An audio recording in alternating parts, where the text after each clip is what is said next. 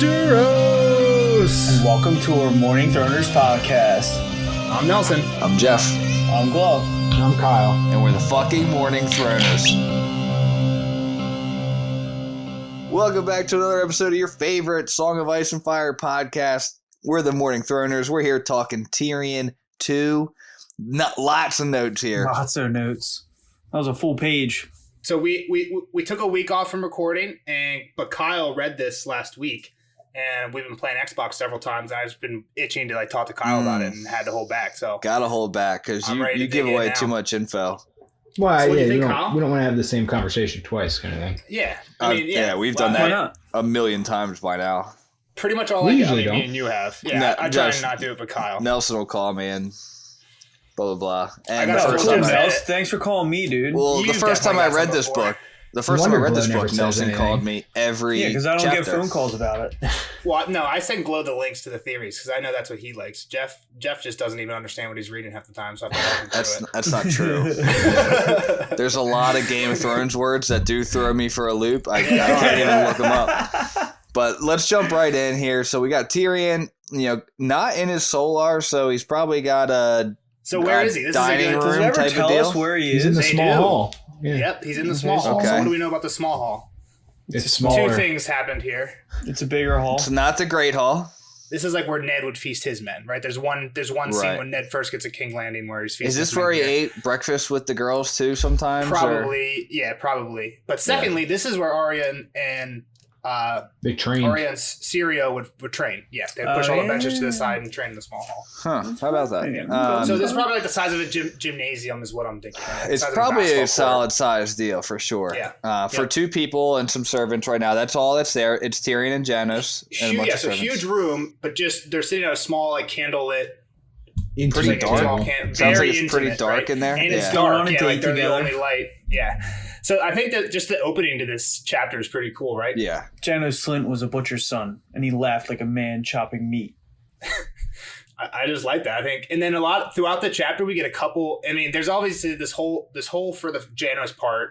Tyrion has this like plan of getting. And this happens like this might have already happened in the book at some other point, right? Where they get someone drunk to like get them to say more than they should or whatever, right? It's 100% what Tyrion's doing here. If it hasn't happened before, spoiler, like this is a thing that isn't super uncommon. It's just common in like normal life too. Like Yeah, I think it's a drunk words are effective- true words, right? Or like something like 100%. that. You know? effective tactic. Drunk words are sober thoughts. Right. And I think the really cool theme, and I don't even know if it's a theme, but just like following Janos, it's really the most we've kind of got of him. And it's just to see like how high he thinks of himself now, being the Lord of Harrenhal, and Yeah. just to like get swiftly brought down. But we'll dive into that When when we I get like there. how Tyrion just kind of shits on the whole time. Even not to them, but like he's thinking the whole time, like fuck this guy. I think there's a couple times where he like Tyrion to get him drunk thing. Like he literally says at one point he was built like a keg and had a similar capacity. He was not a man for sipping. Janos Slint, the man. Tyrion that's had just made note you. of that at once. You might be Janos Slint, not no, anyone that's not cool. true. I think you're Janos I'm way Slint. too funny. I mean, we could all laugh. I think we're laughing I'm at too Janos Slint honorable. like we laugh at you. I'm too honorable. Too to be Janos honorable. Slint. Come on. So they're getting drunk, like we said. One thing I picked up on is that at the beginning of these conversations, Janos is just as complimentary towards Tyrion as Tyrion is to Janos. Like, and obviously Tyrion's joking, but like Janos isn't picking up on it for a while. But he's like, "Oh yeah, you're great with words, and you tell great stories." And it was kind Tyrion of buttered him up pretty good. Fed him For a bunch sure. of wine. Fed him some for damn sure good a food. huge meal, which we hear about then. And we didn't do this. I don't think we really have to for this chapter. Glow didn't give a recap for it because like it's pretty much like a simple thing. Tyrion was just in a council chamber last chapter, right? But there's a part in that like council chamber where he comes in and not everyone, mainly Cersei's like, "What the fuck are you doing here?" And then the second that they find out that he's there on Tywin's orders, I think Janos is the first one. He's like, "Oh, welcome, my lord. It's so good to have you." Like he just like immediately goes to brown nosing him. And I think this chapter just picks right off like right there. Like For Janos, like how did he get to this position? By making the right people happy, and he's just trying to do that with Tyrion right off the bat. He just doesn't know he has no chance from the get-go. One goofy thing I just kind of picked up on was the remark about Tyrion not being a lord. Yeah. Doesn't have like is a household because he's or not the anything. household, but isn't he the hand right now? Like, So, like, yeah, I mean, they temporary call a lot of people hand, lords like that interim aren't lords, yeah. Right. Like Lord, everyone calls Varys Lord Varys. He's not a lord of fucking Right. anything. He's literally just. I mean, we don't get his backstory, but he's not a lord of anything. He's But just you would Varys. think that Tyrion feels like a lord. Like, I'm sure he gets it all the time. For sure, but I Yeah, think what yeah. Tyrion's doing here is pointing out, like, he just kind of You're the lord. You're the lord. Well, he's I'm fucking not. with him. Yeah, he's Yeah. calling him a lord when he knows he's about to shoot him to the wall. He's just Yeah. completely toying with his food right now. And he's like, just call me Tyrion. And then throughout the chapter, like it shows, I think it's he does it partially to show that Janos is pretty drunk. Yeah. Every time Janos says starts to Tyrion's name, say he the says, word. "My Yeah. Tyrion." Until he just insults the Tyrion. shit out of him. Yep. So he's wearing his gold Cloak. his gold cloak, and he got his stupid Spear. Brody class- spear. Yeah, What do you classic think about that's- that, Kyle? You like the sigil? Well, I mean, it's a reminder of his backstab, pretty much. I mean, Yeah, it it's would be like just a decent sigil if it had a better like meaning behind it. exactly. Yeah, like the Dondarrion one. We've done it before, or I don't know if we've actually done it, but like we should have came up with sigils of our house. Yeah. Like, All the good ones are taken. yeah, but you just gotta be a little creative. So one of the things that they mentioned here in passing that George loves to do is what kind of food they got. Oh my god, what a spread! What a spread! George loves talking about the spread. They I had mean, look oxtail at it. soup, summer green. Yeah, that's true. Do you have it all? Yeah, I mean, it's Oxtail fucking soup, crazy. summer greens, tossed with pecans, grapes, red fennel, and crumbled cheese, hot crab pie, spiced squash, and quails drowned in butter. Each dish had come with its own wine. That's wild. Quail? Jan- I never had so- quail. I haven't had quail. I've had duck though, and duck is phenomenal. I haven't had anything on here except for Grapes. crumbled cheese and maybe squash. You probably had a Pecans. salad like that. Like Yeah, you pecans. probably had a salad. Crumbled cheese. I'm sure that's like blue cheese-ish kind of. Maybe like yeah, some for sure. Yeah. Goat cheese, Feta, whatever. yeah. hot crab pie. Come on. Janice is saying, I've never eaten half this good. And Tyrion says that when he got to the hand, like the Tower of the Hand, that one of the first things he did was just get one of the best cooks in the city and hire him. Fucking brilliant. Hire her. Hire her. Yeah, and this is where we get into the talk of Harrenhal. And we know a little bit about Harrenhal, right, Kyle? We kind of... Well, yeah, I forget that's where when we Tywin went over is. the history of that. Well, we talked about it. That was the whole when we got the whole story on the wall. It was a king building the highest tower in the realm, and then the day it finished, it got dragon fired, and then now that's where Tywin is. Yeah. It's one of those things where we'll definitely learn a little bit more. So I like to get it from you so we don't actually say something. Mhm. Gotcha.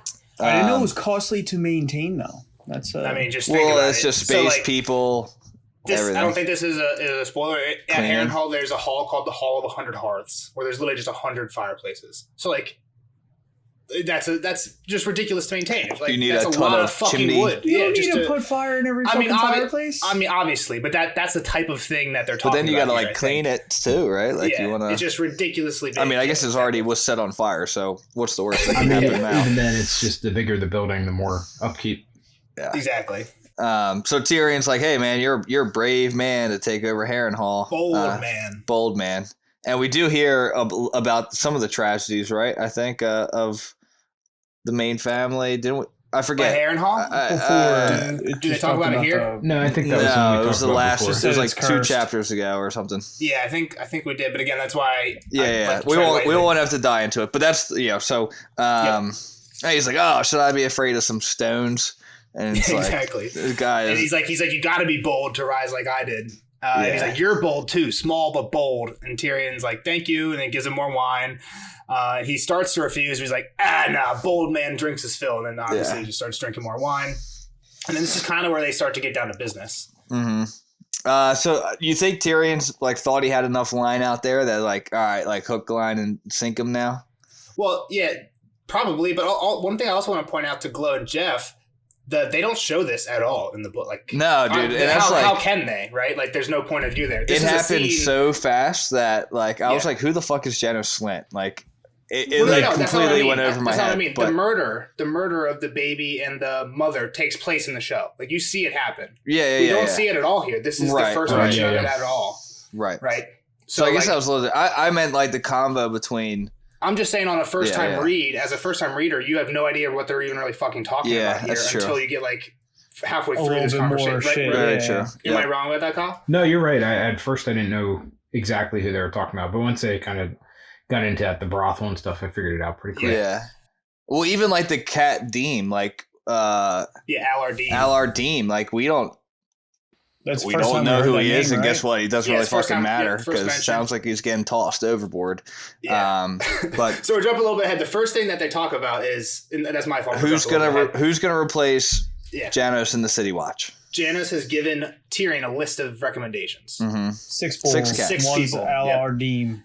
and he seems like he's really pulling for Allard Deem. Allard Deem is his right hand man. Yeah. He'll And, fucking kill a baby and not say a word for you, bud. and Tyrion comes right out and says, like, I would be considering Sir, how are we going to say this guy's name? Jacqueline Bywater Jacqueline? or Jacelyn. I like Jacelyn. That's I think what I was it's- thinking. I think was it's going back Jacqueline, and forth. now that you I think say it's that, Most people say Jacqueline, but I was saying Jacelyn on the read through. I think most people Jacqueline's say kind Jacqueline. of girly-ish sounding, like Jacqueline. You know, Well, but I mean, Jacqueline is a girl's name. I mean, yeah, I was just like enunciating it a little It's bit just more, a name. but yeah, So could be Jacqueline one of those. Bywater. Yeah, This That's is Tyrion Tyrion wants says he's been considering. Yep, Why so does he Jacqueline. want him? Because he's already in his fucking back pocket. Got his motherfucker. So kind of later on, towards the very end of the chapter, Tyrion actually says yeah, it's that true. he was recommended by Varys, if we're being Mhm. honest, is where this came from. So he thinks all he's doing. He says Varys wants me to think I'm replacing one of Littlefinger's men with Mhm. my own, but I'm probably just replacing one of Littlefinger's men with one of Varys's. And why is it Littlefinger's, man? I know. We I just don't- want to. Yeah, Kyle, take it. well, no, we do know that because Okay. he paid for Janos for the Ned stuff, and then Right. this is Ned's guy or Janos's guy, so it's by proxy he's Littlefinger's guy. Yeah, exactly. Littlefinger tells Ned in the first one that the Gold Cloaks will listen to who pays them, which doesn't change, right? Littlefinger's still the one who pays them, but I guess they just have the commander under their thumb a little bit more now. But yeah, Littlefinger made it clear that I'm the one that's going to decide what happens towards the end of the first book with Ned, and it was through Janos. Yeah. We do. So with the recommendations, we get a little bit of. So I was going to say, what's Jacqueline Bywater's like resume? Well, that's what I was going to bring up. But Okay. He's gotcha. rigid, a queer dog, a cripple. Well, that's what Janos says, but he has like an actual resume. He's been the Mudgate. captain on the Mudgate for 3 years. he fought he in the became Greyjoy crippled. Rebellion where he Yeah. lost his right hand. Yep, and the Siege of Pike is where he became And crippled. Sir Robert knights him there, and Janos Stevens like, he was just knighted because he got his hand chopped off. Traded his hand Yeah. Oh, for a Sir. Yeah. And he says all of it. Yeah, basically exactly what Glow said is how Janos describes him. Is basically why he says I wouldn't choose him. I would just choose Deem. Right? He's Yeah. like, choose Queer Allard Deem. dog. Like, what does what? Like, it's weird. Yeah, he says.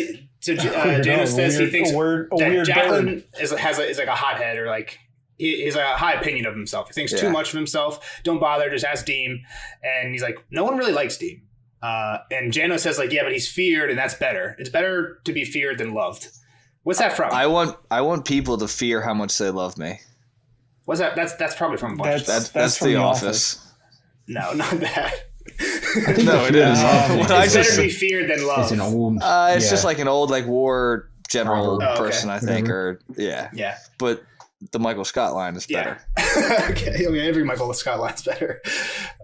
So then we hear about what happened in the brothel. So what has I heard of him as a brothel? That's not his fault, my lord Tyrion. No, he never meant to kill the woman. That was her own doing. He warned her to stand aside and let him do his duty. So he only meant to kill the baby, Tyrion. Yeah.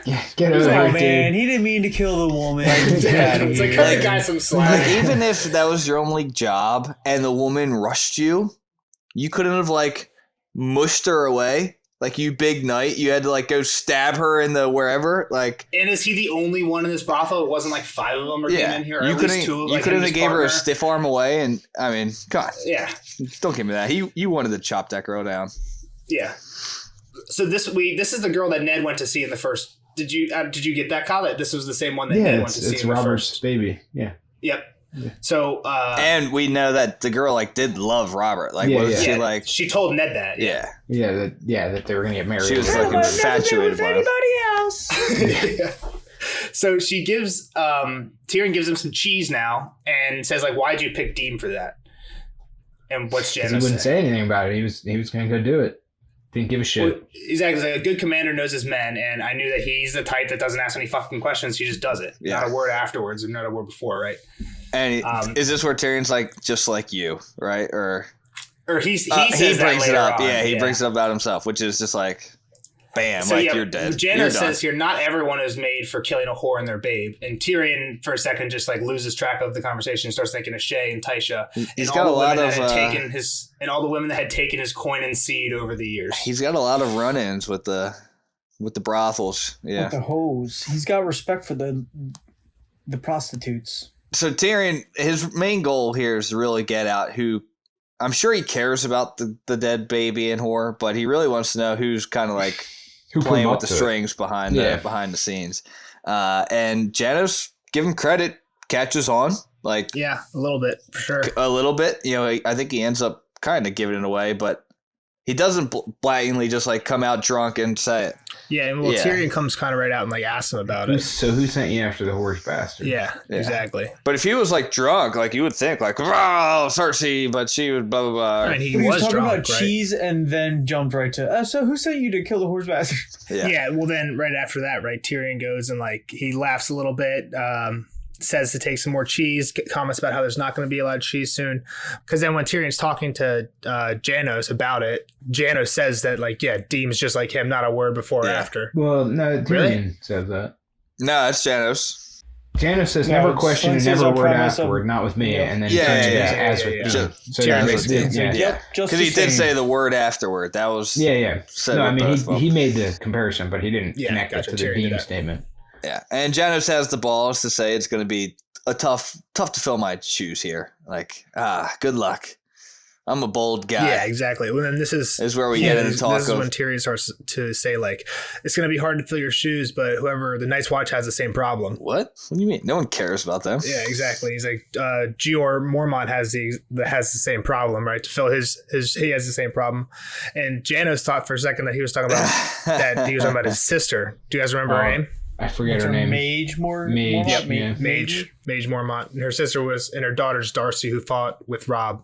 Well, didn't we talk about that up north? And yeah, in the last John chapter, Mormont says, like, we hear that Darwin or somebody said there was 15-foot bears, and Mormont said that some people say his sister sleeps with bears, and he believes that before he believes a 15-foot one. So that's kind of bringing back to this time. Yeah. All right, and then we go into a little quote here. It was her brother I was speaking of, Gior Mormont, the Lord Commander of the Night's Watch. When I was visiting him on the wall, he mentioned how concerned he was about finding a good man to take his place. The Watch gets so few good men these days. Tyrion grinned. He'd sleep easier if he had a man like you, I imagine. Or the valiant Allar Deem. Lord Janos roared. Small chance of that. One would think. Tyrion said. But life does take queer turns. Consider Eddard Stark, my lord. I don't suppose he ever imagined his life would end on the steps of Baelor's Sept. There were damn few as did. Lord Janos aloud, chuckling. Tyrion chuckled too. A pity I wasn't here to see it. They say even Varys was surprised. Lord Janos laughed so hard his gut shook. The spider He said. knows everything, they say. Well, he didn't know that. How could he? Tyrion put the first hint of a chill in his tone. He had helped persuade my sister that Stark should be pardoned on the condition he take the black. Eh? Janos blinked vaguely at Tyrion. My sister Cersei? Tyrion repeated, a shade more strongly, in case the fool had some doubt who he meant. The Queen Regent? Yes. Slint took a swallow. Well, as to that, well, the king commanded it, my lord. The king himself. The King is 13. Tyrion reminded him. Still, he is the king, Slint's jowls quivered when he frowned. the lord of the seven kingdoms. Well, one or two of them at least. Tyrion said with a sour smile. Might I have a look at your spear? My spear? Lord Janos blinked in confusion. Tyrion pointed. The clasp that fastens your cape. Hesitantly, Lord Janos drew out the ornament and handed it to Tyrion. Okay, so the one thing out of this quote right at the very end, Tyrion kind of like tricks him a little bit, tricks Janos by like getting the clasp. Taking off his own cape? Yep, exactly. And then when Bywater comes in, you remember what he does? They step on it, Yeah, right? he like kind of walks right over it when he's taking him out. I think that's kind of cool, kind of like foreshadowing, like I don't know what you call it, like not foreshadowing, but like symbolism, I guess. You guys, what do you guys think? Sure. Do you guys have anything else for this quote? Yeah, well, I mean, first off, just kind of foreshadowing where you're headed. with the wall stuff. Like, there's no real point in bringing up Gior here, but talk well, about actually, we're gonna go chill with him soon. Like, Well, I mean, he does even tell him then. He's like, you'd be good on the wall. Like, yeah, Yeah, you would If fit you well were, he there. says he doesn't have enough good men. If you or Dean was there. Yeah, and we're going to finish the rest of this quote where they kind of talk about it a little more. But he doesn't actually get into what happens to Janos to the end. the big thing is definitely Ned, and we finding out that Cersei was actually in cahoots with Varys on the plan of what should have happened to Ned. It sounded like Tyrion already knew that, which kind of makes me think, and I think there's a few other things in this chapter that make me think that, and he might even outright say it when Varys comes in, that Tyrion and Varys met and had some conversation where Varys gave Tyrion a bunch of info before this even happened, and they kind of like go in knowing some stuff to see what they can prod to get the rest out of Janos. Yeah, and then I think the other thing, like in this quote that we finally not like learn, but get like definitely more solid information on, is that like Janos had some like pre-existing information on what was going to happen to Ned. Like we don't. It's not that like he was responsible for it. Like he's not the one that gave the command. That was obviously Joffrey. And if there's anybody else playing at work there, like maybe. But it seems from this that Janos knew prior to the death that and Well, that's what he said. Like, oh, not even he knew it. And Yeah. I did, but not even him. Of the execution for sure. Yeah. Yeah, I don't think he had any plan of Ned taking the black. Yeah, exactly. He was definitely dead. Yeah. From Janos' point of Yeah. view, by the time he got up there, Janos knew he wasn't coming back down. Yeah. Yeah. So the other thing, though, I think it shows that Varys was kind of telling Ned the truth, right? Because didn't he come to the cell and Yep, like when offer Ned went, or when Varys went down to visit him, renounce? Yeah, you're going to the basically wall. exactly what Tyrion says Varys was telling Cersei is what he told Ned. Yep. All right, so now let's get into we're going to keep going on this quote. I just wanted to pause there. It's a long one. Pause and talk in the middle, but we're going to keep going. We have goldsmiths in Lannisport who do better work. He opined. The red enamel blood is a shade much, if you don't mind me saying. Tell me, my lord, did you drive the spear into the man's back yourself, or only give the command? I gave the command, and I'd give it again.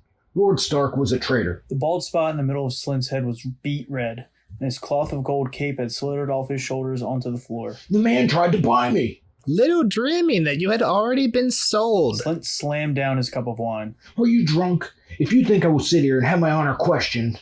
What honor is that? I do admit you made a better bargain than Sir Jacelyn. A lordship and a castle for a spear thrust in the back. You don't even need to thrust the spear. He tossed the golden ornament back to Janos Slint. It bounced off his chest and clattered to the floor as the man rose. I mislike the tone of your voice, my imp. I am the Lord of Harrenhal and a member of the King's Council. Who are you to chastise me like this? Tyrion cocked his head sideways. I think you know quite well who I am. How many sons do you have? What are my sons to you, dwarf? Dwarf! His anger flashed. You should have stopped at imp. I am Tyrion of House Lannister, and someday, if you have the sense a gods gave a sea slug, you will drop to your knees in thanks that it was me you had to deal with, and not my lord father. Now, how many sons do you have? Damn, Tyrion got a little bass in his voice when he's angry. You can't do this and be angry. This is where, he's always kind of raised that Lannister flag when needed to, but this is like the first time he's actually used the power. Well, not just... Well, the other thing about this too, right, is that this was kind of directly from the last Game of Thrones Tyrion chapter, right? When he talked to Tywin. He's not allowed to do shit without her. You're talking about doing shit without her. You're talking about Cersei, I think, Well, and that's the last Cersei. That's the I last keep saying the Tyrion wrong name chapter for in this Cersei. book. Cersei. No, we're saying Game of Thrones, not his last chapter. Yeah, we're talking about when he's with Tywin. Oh, in Game of Thrones. Yeah, because Tywin basically was like who was in charge of sending Janos, like doing all this stuff. Right. But then the next thing Tyrion does is basically he doesn't like completely destroy Janos. Yeah, he says like your children will be treated well, and your son will even be given like an actual lordship, which is kind of like weird. a small one. The Right? He lordship only gets and a little like bit of maybe land. give him some land. It's weird. I don't know about that. It should have been just like, this is bullshit. Like, you shouldn't have never had it. Wow. I mean, I guess they're gonna make it like a really much smaller land somewhere. Yeah, and like and not we never much. find out how minuscule the house is gonna be. But it's like, It's something, right? Yeah, there's still gonna be now a history. Like, yeah. That they unless something happens, like there's gonna be a line of Slints that are lords, which is Yeah, well, Tyrion says, right, it's because he doesn't want it to be said that like, what in history is gonna be written about Janos Slint and why he got sent to the wall? Like, if he even makes a book. So my guess is that this is a Like, what does Tyrion say? politics play to some degree here, where it's like you can't just make this family disappear, like perception-wise, I guess, kind of thing. I mean, you can. He was the son of a butcher's boy. Like I know, but I mean, I guess. they're- I mean, he kind of is, right? Yeah. He's climbed high in like a night though. Like, I mean, he is right now. You say he can't, but he you is. lose the loyalty of everybody eventually. so what's the story? That's what Tyrion says, right? What's That's why the he gives him story the of lordship. why this guy gets sent to the wall? Are they just going to come out and He's say it? criminal. You don't need to know. He Well, then so is the king. Well, yeah. Well, I guess they could just keep that hush hush and be like, not tell people why he got sent to the wall, right? Yeah. Just like be like, oh, yep, he's at the wall now. So yeah, his eldest son, Moros Slint, would be the first one. Would be the one who like gets some land and gets to keep a sigil. And I think we actually saw Moros in the not the first Tyrion chapter of this book, but the first Sansa. Like I think he rode in that tourney, Right. and I think he did really bad. And Joffrey like even joked that like maybe he should have gone against Tommen or something like that.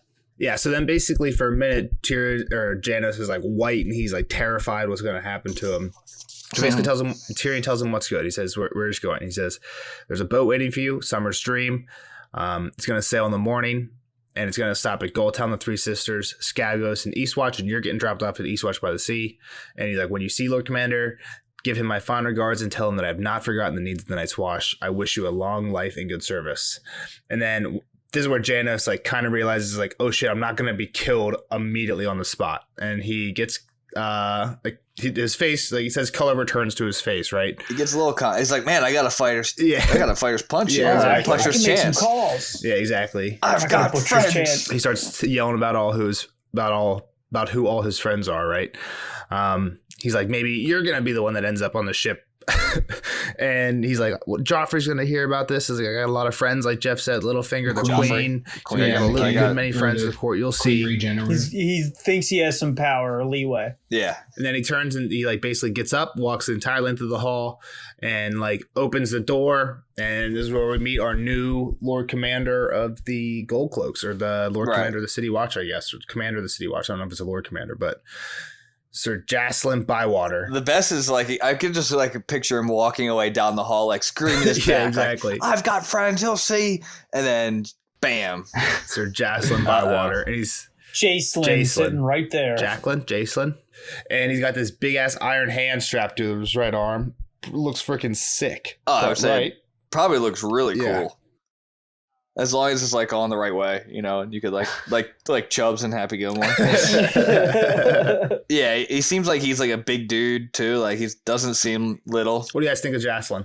It's weird Jason. that this guy has a black breastplate, not gold. I don't know. I think gold cloaks can wear kind of whatever. Just So the all, cloak like, is it's gold. almost okay. Just anything and then a gold cloak.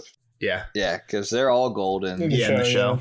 in the deal. Yeah, so it's not just Jacelyn there. There's a bunch of gold cloaks behind him, and they all come into the hall. They got to be just like blocking the hallway off too, like straight line style. Like You shall not pass. Yeah, the rest of these guys. Yeah, for sure.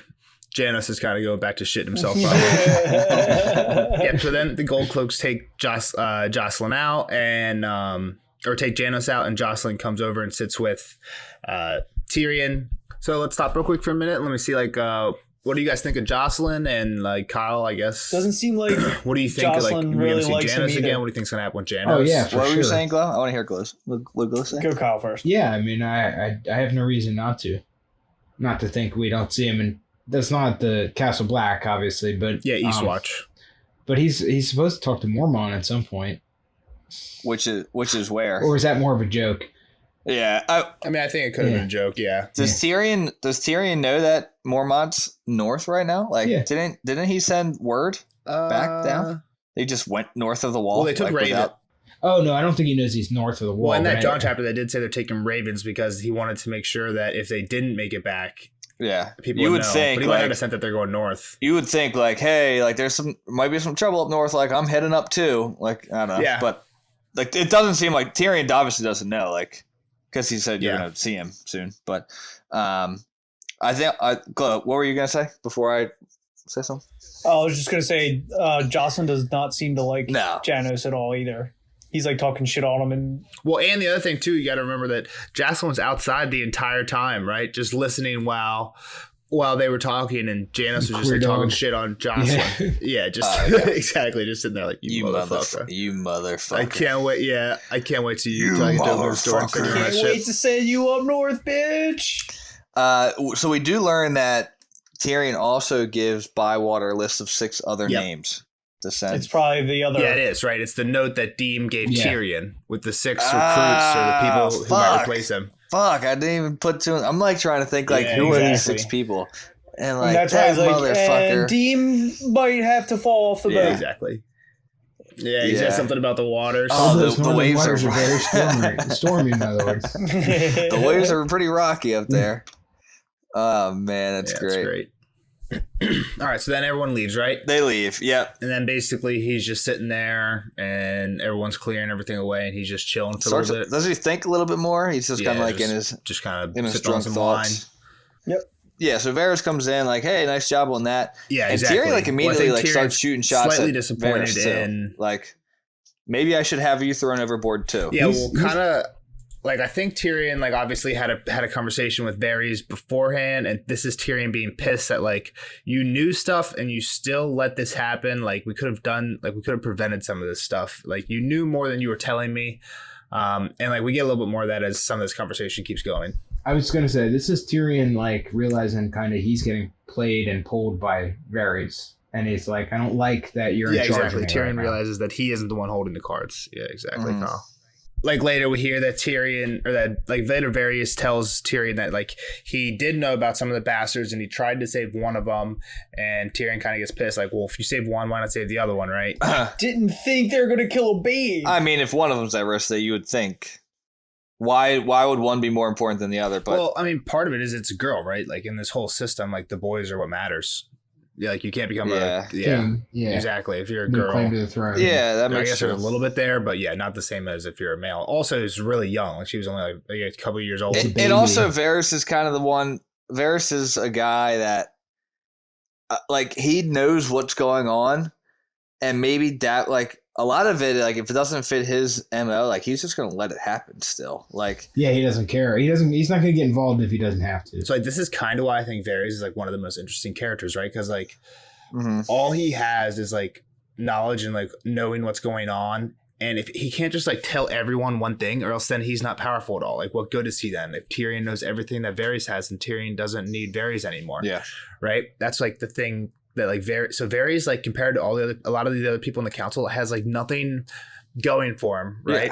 He has to play this weird game where he gives them a little bit of information, but not all, like some information to threaten them, like, hey, I know this about you, so you better not fuck me over. And then once he has that in place, then he can start feeding them good information because he has some leverage, right? I mean, for every person we've seen Varys interact with, Ned, Cersei, Tyrion now, like he's done exactly that. Like that's what. And that's like the difference between him and everybody else. So like, just think like compare him to like Littlefinger. Like, what does Littlefinger have that like other people don't have, or Littlefinger or Cersei or like a lot of the other people in the council? Money. Yeah, exactly. Money. Money.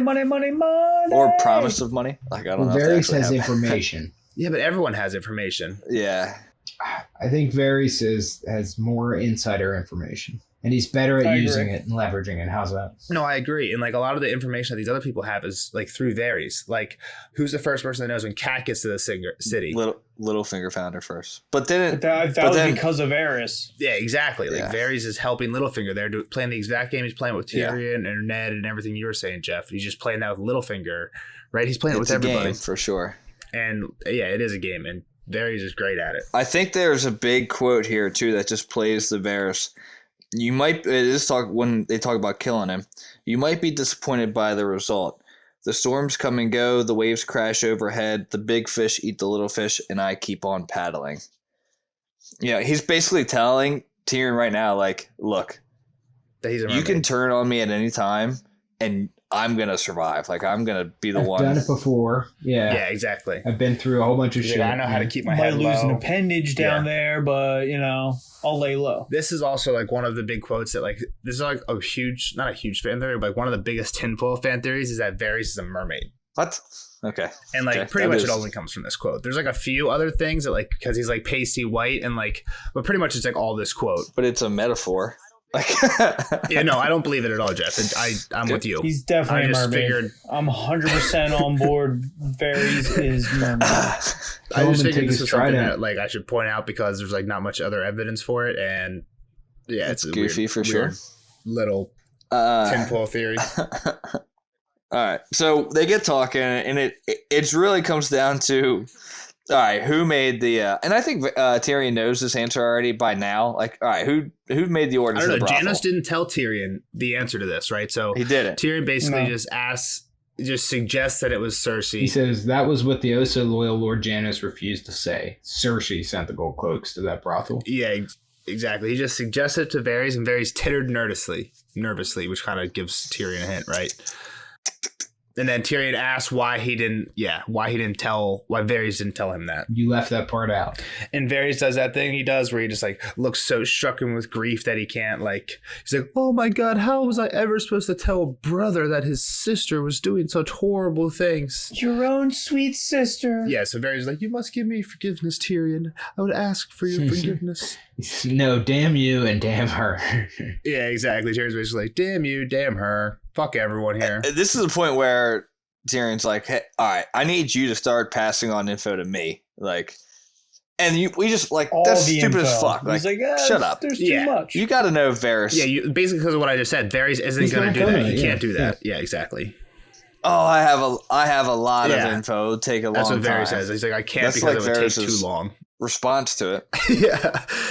He says, Tyrion basically comes at him and says, I guess you know a lot, but you don't know enough to save this child. And then that's where we get into the talk of Gendry that we mentioned Yeah. earlier. So this is where Varys is like, whoa, kind of hold on. Like, I at least saved this older bastard. Yeah. It's Gendry, right, Kyle? Did you get that? Like when you read that through, we Yeah, said it before. Yeah. I think it's kind of obvious. The one thing we didn't know before from the Arya chapter was who brought Gendry to Yeah, no, they were. He said, "Don't worry about it," or whatever. I forget his name now. I forget who you said. You probably either said it was I think he said Varys or Varys. Littlefinger, but I'm not sure which one. My guess is probably Littlefinger, but I was probably wrong. Obviously, Yeah, I don't remember. But I think you said Yeah, we- Varys. maybe. Right. We can go back and listen. But here we find out who it was, and this is when we find out. I mean, we said it earlier, maybe that the girl the baby was Robert's girl. It was Robert's bastard. And Varys says that it's even more sad because she actually loved Robert. And then Tyrion here, because it's a whore, gets a little sentimental again, thinking like, can a whore really ever love anyone? And he's like, wait, don't answer that. Some things I don't really want to know. But I think he truly does. Like, just hearing how the Taisha story affected him, and like, oh man, like, oh well, you know, she took his virginity, like, but he like married her, like loved her, like. And she's just a whore the whole time. And then she ended up getting banged out by the whole army. Mm-hmm. But do you think it changes his mindset if there was a possibility that she actually did love him, just on like what went down, or if she was just a whore, or you know? I mean, that's what he's thinking here. He's either thinking of that, or he's thinking about Shay, where he's like, is Or Shay Shay, yeah. playing me just like Taisha, Yeah, or is she actually can love she me type actually thing? love me, or is Yeah. she just like my money type stuff too? Yeah. Well, I feel like his guard's up with Shay because, I mean, he even says that. Basically at the Yeah. end of every chapter, he says like, I know you want my money, not my cock. It's like happened like 3 times now, where Yeah. like Tyrion's falling asleep Yeah. next to her and says that. So this is where we kind of get an update on what Shay's kind of doing right now, and all I have is that she's in a nice place, like flower gardens and shit. I think Yeah. she's got some servants, people watching after. Bunch of But the jewelry. one thing is, yeah, she wants to be near Tyrion. Yeah. She Wants to help him more and stuff. serve He's like, him more and like, you stuff. help me between the sheets. Yeah. She says that's not what she wanted to hear. So that kind of sounds half like love, but it also sounds like you're literally the fucking king in the castle, and I'm in Yeah. a nice mansion, but I'm not in the fucking castle. And by that line, and he said it right to her face, like he's treating her like a whore too. Like, Yeah. Oh, for sure. no, you help me. Like, not even like, oh, you help me emotionally. You help Nah, me you between just the like, sheets. Yeah. you just filleted me. But Filleted me. So they go from there to saying that, like, oh shit, Cersei told the truth about Ned. It actually was Joffrey to blame. Again, like, we kind of knew that before, but, like, we get, like, the full story here. Then Varys says it was Joffrey that gave the command, but Ilyn Payne and Janos that carried it out quickly, almost as if they had expected it. We talked about this. I get Ilyn Payne to me is just like, all he is a sword. You He know, can't like even he talk. can't talk. So Or like, read or write. So, oh, you can't Ilyn communicate with him. Payne did it. Well, yeah, he did it, but like it's not like he had any like, oh yeah, hey, let's actually kill Ned. Literally his job. Yeah. right? Well, he's the executioner exactly. He's the king's justice. So it's like, why even bring him up? Like, I mean, I feel like Alan Payne was ready, and either way, he was like, I'm fucking ready to kill this guy. I mean, what would he have said if he couldn't? So then this is like what we said, like alluded to earlier. Varys and Tyrion obviously talked already before this, because Tyrion says right here, like, we've talked about this already to no avail. And Varys says, he's like, but now that you command the Gold Cloaks, you should be able to prevent any more of Joffrey's like follies or wrongdoings. But there's still Cersei's guard to consider. Who's like, this is who Tyrion talks to this guy a little bit in the first Tyrion chapter. If you remember, he commands him to take the heads down, kind of scolds him a little bit for. It's like Joffrey's 13, kind of similar thing to Janos here, but not nearly as harsh. He says that they only have 100 men in the Lannister Guard. Tyrion has 150 mountain clansmen himself, plus now 6,000 gold cloaks under the command of. And did he have Bywater. some Lannister guards himself too, or was he all clansmen? I think Tyler kept them all for his army. Yeah. So these ones are the ones that were with Cersei, but he told him like, "Hey, I'm a Lannister too." It was like the conversation he had with him in the beginning. And this is where we get the little bit of like, well, who is Bywater? Whose man is he? Is he really even? Do I even have him, or is he Varys's? Yeah. So he's like, you'll find him obedient and honorable, and he's like, yeah, but obedient to who? And he says, even though Varys is like helpful, he doesn't trust him at all. And he's like, why do you help me? And he's like, you're the hand. Who I serve are the you? realm, the king, and you. And he's like, yeah, but what about Jon Arryn and Eddard Stark? Those two didn't do so well. I served them as best I could, and I was sad they died. Yeah, that's pretty much it. He's like, I was saddened by their death. He's like, well, consider how I feel. I'm up next. And then I'm on the chopping block. This is where I had the quote starting. Power is a curious thing, my lord. Perchance you have considered the riddle I posed you that day in the inn? He has crossed my mind a time or two. Tyrion admitted. The king, the priest, the rich man. Who lives? Who dies? Who will the swordman obey? It's a riddle without an answer, or rather, too many answers. All depends on the man with the sword. And yet he is no one. Varys said. He is neither crown nor gold nor favor of the gods, only a piece of pointed steel. That piece of steel is the power of life and death. Just so. Yet, if it is the swordsmen who rule us in truth, why do we pretend our kings hold the power? Why should a strong man with a sword ever obey a child king like Joffrey, or a wine-sodden oaf like his father? Because these child kings and drunken oaths can call other strong men with other swords. Then these other swordsmen have the true power. Or do they? Whence came their swords? Why do they obey? Varys smiled. Some say knowledge is power. Some tell us that all power comes from the gods. Others say it derives from law. Yet that day on the steps of Baelor's Sept, our godly High Septon and the lawful Queen Regent and your ever so knowledgeable servant were as powerless as any cobbler or cooper in the crowd. Who truly killed Eddard Stark, do you think? Joffrey, who gave the command? Sir Ilyn Payne, who swung the sword? Or another? Tyrion cocked his head sideways. Do you mean to answer your damned riddle or only make my headache worse? Varys smiled. Here then. Power resides where men believe it resides. No more and no less. So power is a mummer's trick. A shadow on the wall. Varys murmured. Yet shadows can kill. And oftentimes a very small man can cast a very large shadow. Tyrion smiled. Lord Varys, I'm growing strangely fond of you. I may kill you yet, but I think I'd feel sad about it. I would take that as high praise. What are you, Varys? Tyrion found he truly wanted to know. A spider, they say. Spies and informers are seldom loved, my lord. I am but a loyal servant of the realm. And a eunuch. Let's not forget that. I seldom do. People have called me a half-man too, yet I think the gods have been kinder to me. I am small, my legs are twisted, and women do not look upon me with any great yearning. Yet I am still a man. Shay is not the first to grace my bed, and one day I may take a wife and sire a son. If the gods are good, he'll look like his uncle and think like his father. You have no such hope to sustain you. Dwarves are the jape of gods, but men make eunuchs. Who cut you, Varys? When and why? Who are you truly? The eunuch's smile never flickered, but his eyes glittered with something that was not laughter. You were kind to ask, my lord, but my tale is long and sad, and we have treasons to discuss. All right, that's good. Kyle, any thoughts on who Varys might be? Or like where he might come from, where But I kind of almost digged into it earlier when I was like, Varys isn't the Lord. And then I didn't say anything. But I don't think you have really much to go on. You don't know. There's nothing to know like who or why or when he got cut. I have no. Yeah. This is all black for me. Do we know anything about Varys from book 1? That he talked to what's his name? That would be like the only hint that he maybe knows somebody across the Free City. Yeah. One quick thing, he calls Tyrion my lord here. Yeah, it's true. But does he call Varys my lord? Lord Varys, I'm growing strangely fond of you. Works both ways. They're just using just courtesies. two fake lords. Yeah. Calling each other lord. Just using how deep are we talking? We talked a lot about this riddle when we first read it, right? Yeah. Well, yeah. Again, I think I feel like we were kind of on. Well, point I was with, thinking some of this. You guys were thinking a swordsman was more like actual swordsman, like Tywin wins because he has the army. Like you guys, right. I think you were saying, oh, this is just like this person versus this person versus this person, and Tywin wins because he has a sword. But I think it's more of like kind of what we were talking about earlier in the chapter, where it's just a huge power dynamic struggle. You never know like who's on top. It just depends on who certain people are going to listen to, who has certain people in their back pocket. At the point in time when we read it, there was basically a king, a priest, and a rich man. Yeah. So like they set it up for us to definitely think like I don't remember this conversation from the last time we read it.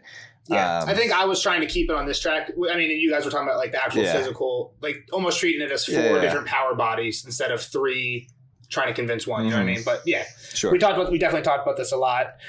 It definitely comes up all the time in these books. I think this little quote that we just read is one of the, I don't know, like thematic, just like.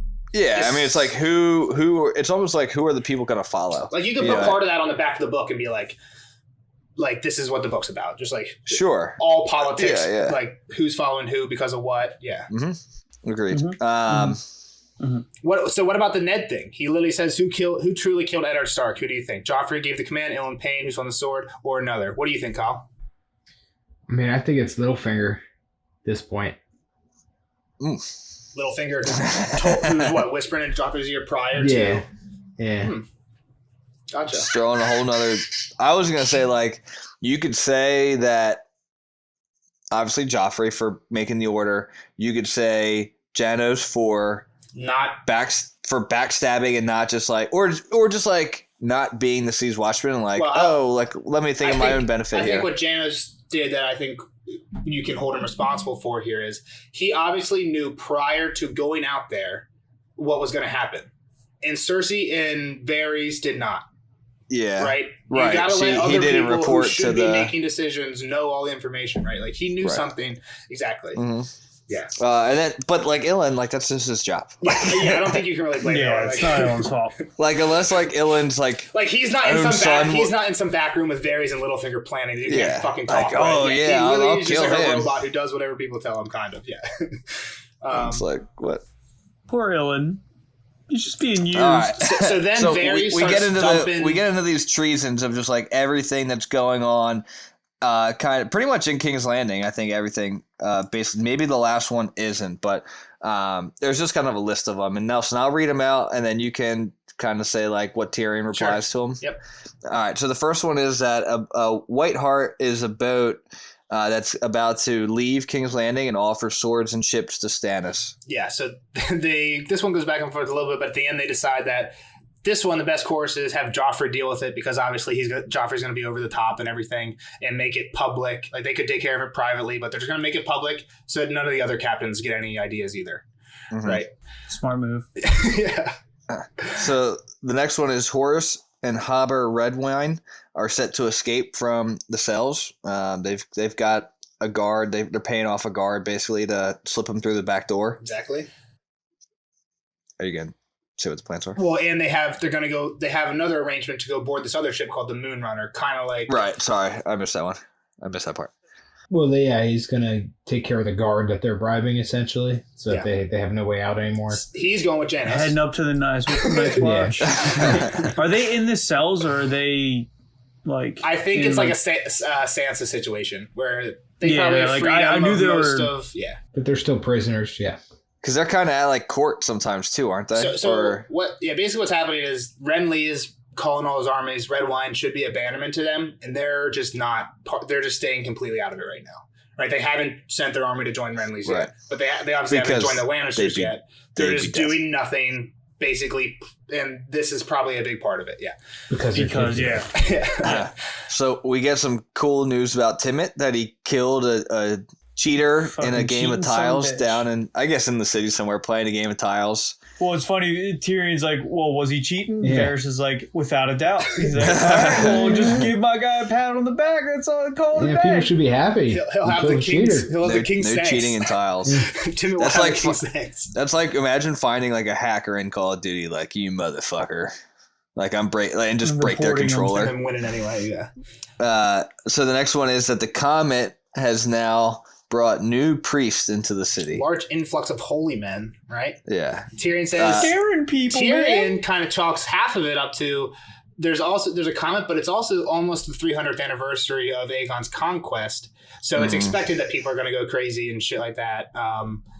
And Varys Kind of like like they're year causing 2000. fear, exactly like the year 2000, and people are like they're causing fear, and Tyrion's like, oh, I thought that was supposed to be your job.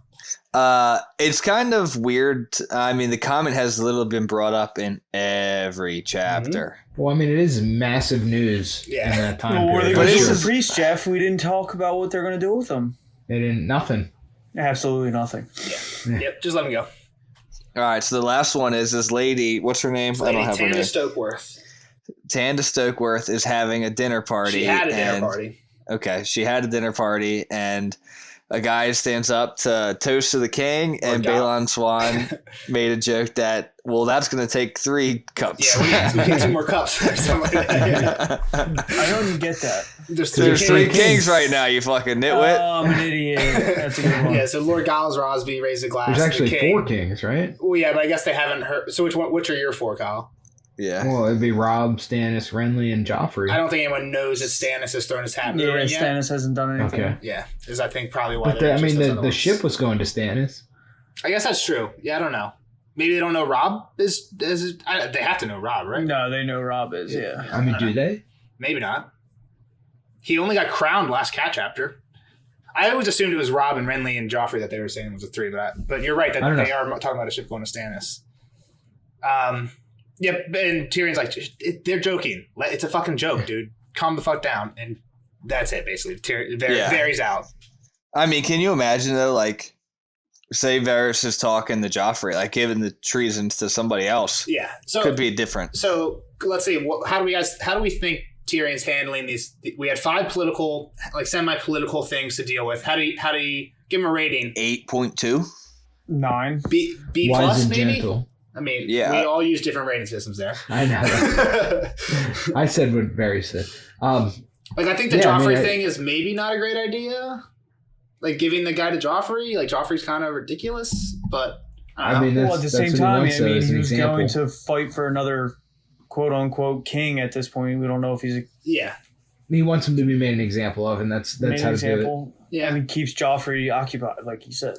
Would you guys have done anything about the Holy Man? What do you do? I guess, but there's enough other problems going on. You don't really want to deal with this, but I mean, how many of them, too? Like, it could be, like, we're just actually like- going to spend resources on these people? It's like the crazy dudes holding the end is nigh boards. Like, I mean, come on, man. Like, you don't have to worry about them. Varys leaves. Tyrion just sitting there wondering, what's he thinking about Cersei? He's like, how's Cersei going to react when she hears that I just sent Janos to the wall? He's like, she probably won't be happy, but there's nothing she can do about it except for maybe send a letter to Tywin. But like I said earlier, maybe Tywin in the last Tyrion chapter, like, wasn't happy about Janos being promoted. This is so, pretty much part of what Tywin told him to do. yeah, maybe not exactly, but he's like, go take care of this bullshit. Exactly. And I don't clean up think the mess. Tywin would lose any sleep over it, even if he didn't. Even if it's like, I wouldn't have done that myself. He's not losing any sleep over Janos going to the wall. Tywin probably would have killed him. That's what I'm saying. Maybe, yeah, exactly. Might have just been easier, cheaper, just kill him right there. You don't have to pay for the ship or anything. So he's thinking, now that I have the clansmen and the gold cloaks, plus he's got your boy Braun recruiting like sellswords, like a group of sellswords to fight for him too. He's like, I definitely have power over Cersei.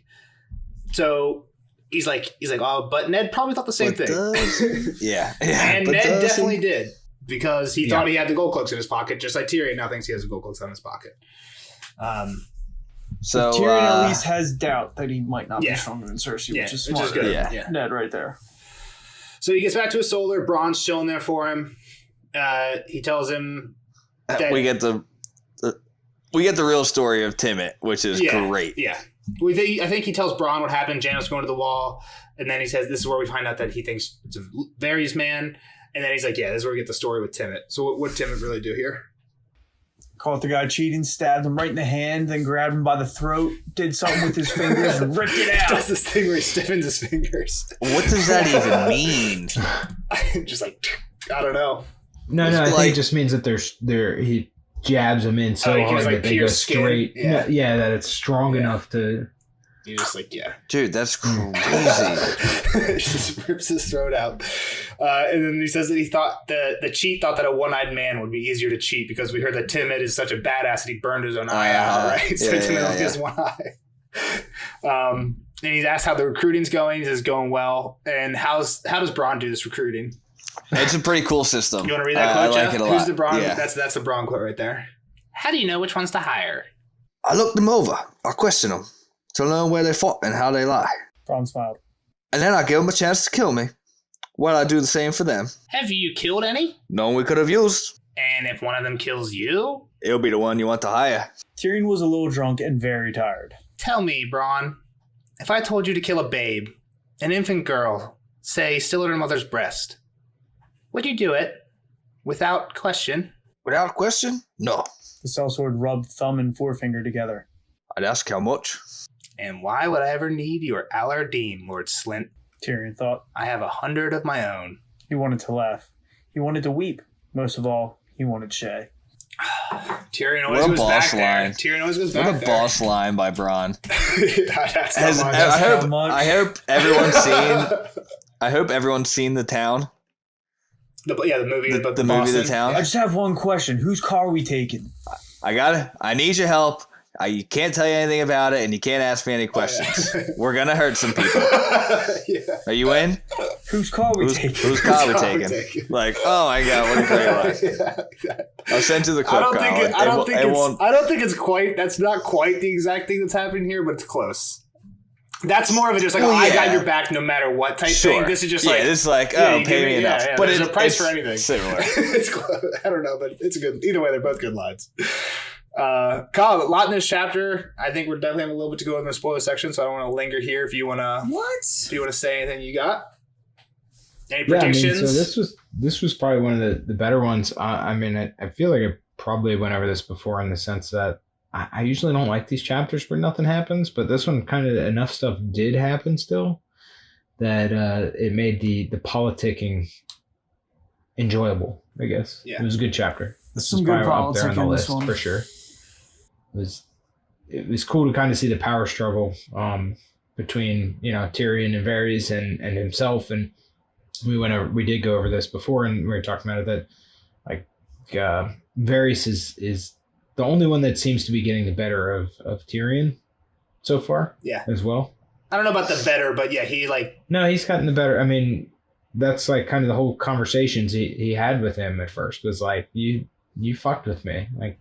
I didn't think it was like it didn't seem like adversarial. It was like we were helping each other out and you were holding back. It wasn't like you fucked me over. Yeah, and it's part like I got to clean up your mess. That's him getting the better. I think that's him doing his thing. Yeah, that's him, I know what you're saying. His plan always, and coming out ahead of Tyrion a little bit. I don't think the plan here was like, oh, Cersei did this. I'm not going to tell Tyrion so that he gets pissed. Like I don't think the motivation for Varys is to get to win against Tyrion or something. I think you're right that he did get the better of him.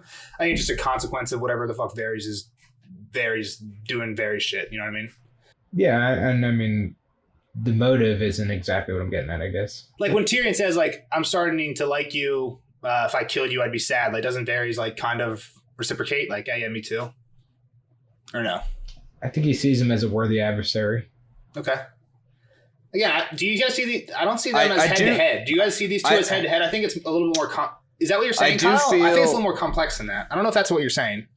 I don't think they're like head to head, but I think Tyrion's trying to crack the spider, and the spider is winning in not getting cracked. How's that? I don't know if Tyrion is trying to crack. I think Tyrion wants to use him. Well, he wants everything out of him, and he's not giving what I guess. So I guess crack him he's like not that. Giving up. 100% with that. I do think that they're both playing. Obviously, they're both playing the game, right? So They're both good. They both seem pretty good. And they both want to win. And I think Varys knows that, he told Ned basically, like, you're not good at this game. Or, like, Littlefinger did was like, oh, you should never have trusted me from the beginning. Or we did. We're just saying, like, he's playing with a hand behind his back because he's playing so honorably. Again, is there anything in this chapter? Yeah, but people even told him that. Like, Littlefinger was like, you not trusting me was the smartest thing you've done. Yeah. Where, like, Tyrion came in with the knowledge, like, I can't really trust Varys. Like, Littlefinger's a snake. I hate Cersei.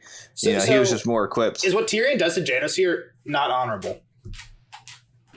I think it's pretty honorable. He sends him to the wall. Is that honorable? Again, it gets back to my point is, like, what? Okay, great. He killed the baby. Do people know that he was part of killing the baby? Like, when it gets out that, Janos Slynt went to the wall. Did he go to the wall on his own terms? I'm just saying, even like what's the story? The queen commanded this to happen, and it was carried out on behalf of the queen. Can you imagine? You know what I mean? Like, is that, even if it's right because he did something super cruel, is it honorable? Like, would Ned have done that type thing? Well, so he probably would have sent Cersei to the wall too. What happens to, like, let's just say the lower level officers? Yeah, Ned would have gone the whole way up and been like, anybody who had anything to do with this is, and that would have caused Ned to die, which is what happened. Yeah. Literally what happened in the last book. Anything else, Kyle? With Jaina, so the thing I was going to say is I like. So what do you think is going to happen to Cersei? I was going to say that I like when chapters have like stuff happens that you know is going to have a pretty. Sometimes, like, even if it's not immediate, like the Janos thing, like maybe we see Janos again, but like, even this Cersei thing, like I think something's obviously going to happen with Cersei when she finds out about this. And I misread what you were talking about before, like a long time ago, and you said what happened in the last Tyrion chapter, Tyrion in Game of Thrones chapter. I thought you meant Tyrion in the series chapter. In the last one, pretty much she's like, you're still, everything you do has to come through me. Exactly. You're going to be telling me everything, like you, and he's obviously gone around her at this point. Yeah, so, I think you said that earlier. Yeah, so that was kind of what I was getting at exactly, is like he's already breaking that promise or that rule or whatever that was set up, that ground rule. Even in that chapter. He said, yeah, sure, whatever. Yeah. He lied. It literally says, like, yes, sweet sister, he lied. Yeah, like, I didn't expect it to last long, but I guess here is the first test of it, I guess, and seeing how far he can get away with it. So it will be interesting to see. She's not going to be happy, obviously. Yeah, to your point, like chapters where like seemingly nothing happens, I think the thing that makes those chapters interesting is like when they're obviously causing ripples that are going to come up again. Yeah, all right. For sure.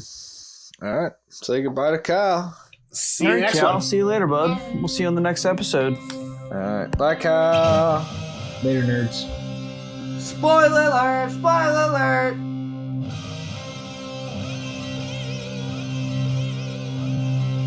Spoiler alert! Spoiler alert! See you later, Cal. It was great hanging out, bud. We'll see you on the next episode for Arya 2. And now, on to the spoilers section for Tyrion 2. Guys, what are your hot takes for this sode? Coming in hot! Go ahead, Jeff. Jeff has a big one. Shay is a spy. She's always been a spy. That bitch was working for Tywin. I could see that. I was literally going to take that note, and I couldn't find my pencil while we were talking. So I feel like we mentioned this a little bit. Like, I feel like this is a thing that the fandom definitely has brought up before. I didn't have anything from this chapter for that, but I think we maybe touched on this once or twice when she first was introduced. That bitch is a spy. So I think it's plain as day. I think it is plain as day. Let me find the part where Tyrion starts talking about her. She wants to and just kind of like where she's at. He talks about it like 2 or 3 times throughout, like, right? Like, and yet she seemed restive. She wanted to be with him more. She told him she wanted to serve him and help him. She's a fucking spy. You're right.